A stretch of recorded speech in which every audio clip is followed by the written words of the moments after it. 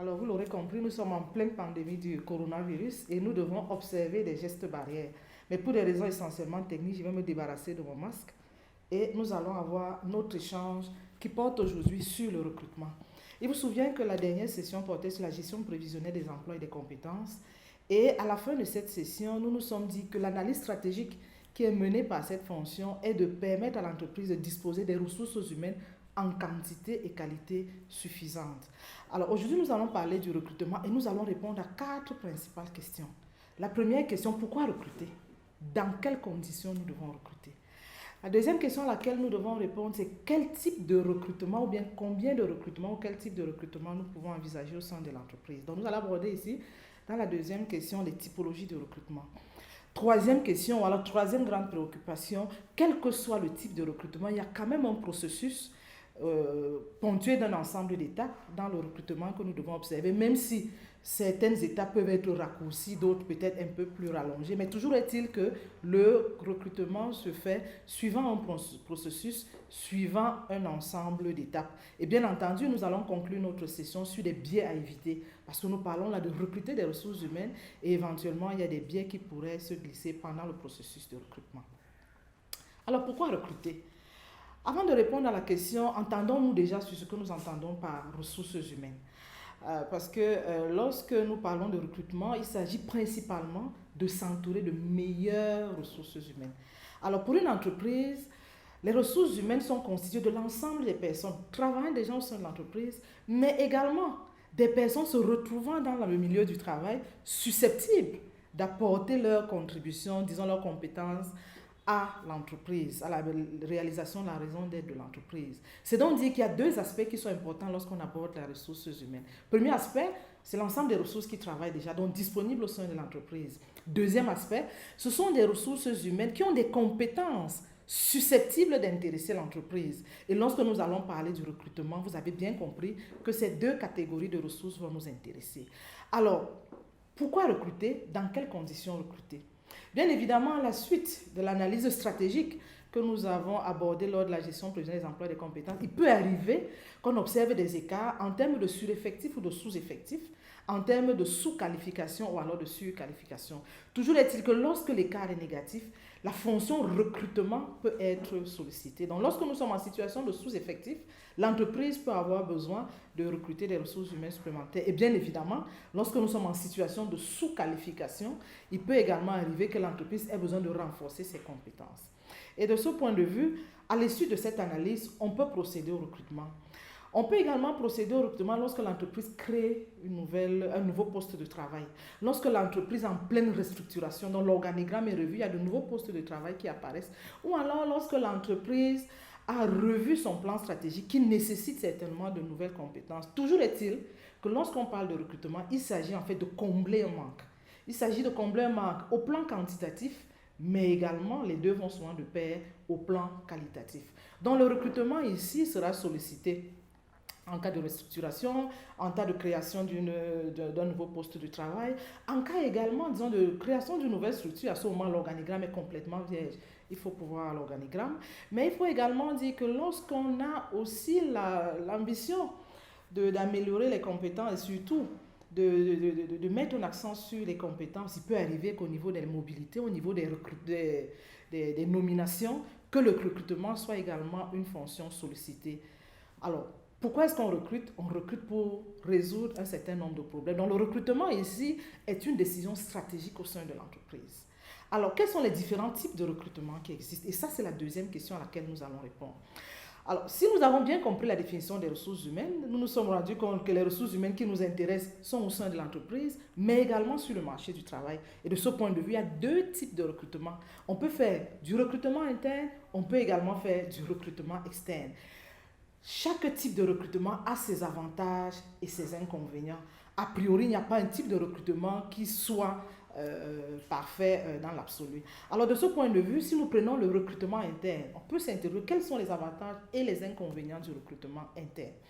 Retenons déjà que lorsqu'on parle de recrutement interne, en fait, il s'agit très souvent des recrutements répétitifs pour des profils qui sont connus et maîtrisés.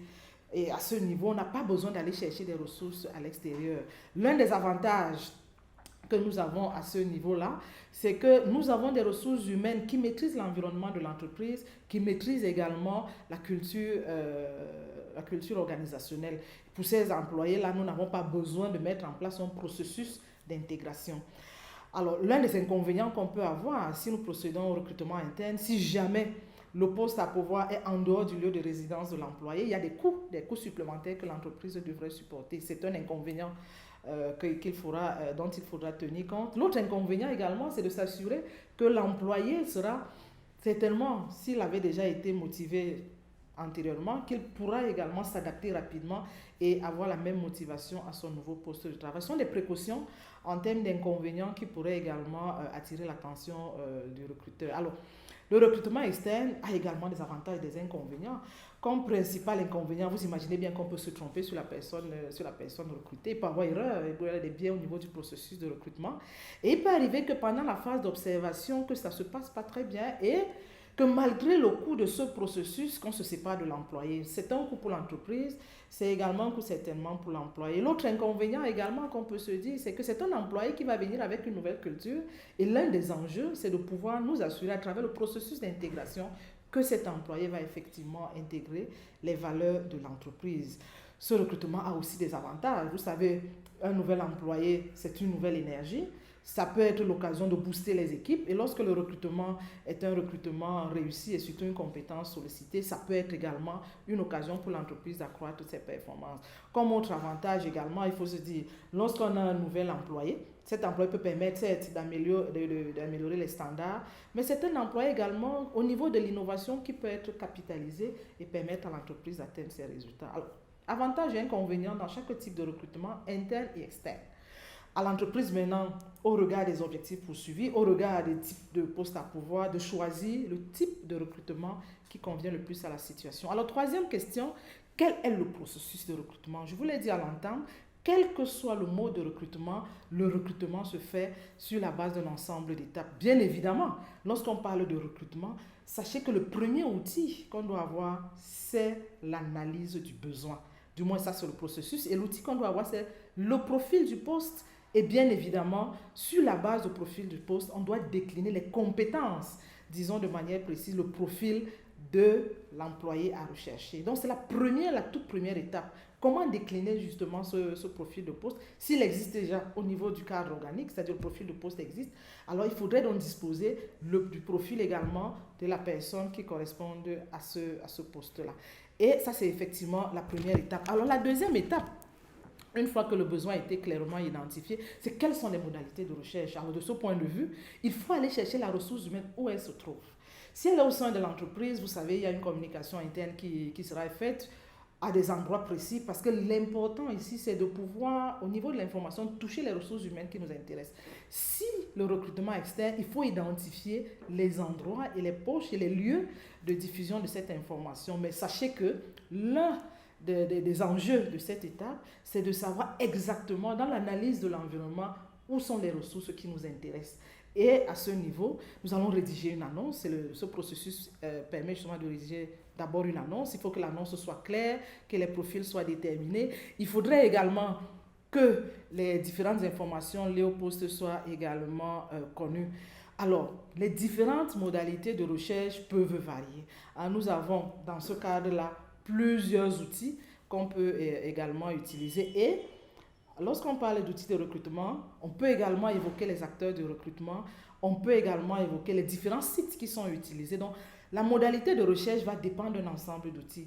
Prenons d'abord les outils de recrutement. Vous savez qu'il y a un encadrement légal. Il faut avoir le statut général de la fonction publique, il faut avoir le code du travail. Respecter ces enjeux-là, ces différentes dispositions, les différents décrets, les circulaires, les lois, etc. Donc, il y a un encadrement juridique qu'il faut maîtriser au niveau des outils. Autre encadrement qu'il faut également maîtriser dépendamment des environnements et des entreprises. Si on prend le cas du Cameroun, on va vous imposer pour le secteur public de respecter l'équilibre régional. Dans le cadre également de toutes les entreprises, on pourrait tenir compte de cet équilibre régional dans l'optique ou la perspective de la gestion inclusive des ressources humaines. On peut également avoir une politique genre. Il faut avoir des hommes, des femmes, et puis même tenir compte du handicap.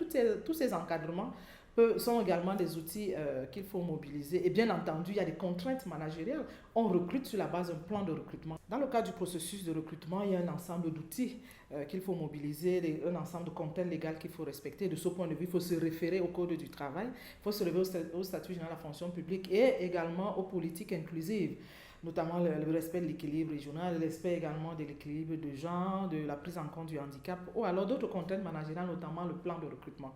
Les acteurs de recrutement, et ça vraiment, ça rentre également dans les modalités de recrutement, l'entreprise peut décider de recruter elle-même, confier le recrutement aux experts externes, à une agence de recrutement ou alors à une agence d'intérim ou alors aller dans les réseaux sociaux faire de l'e-recrutement.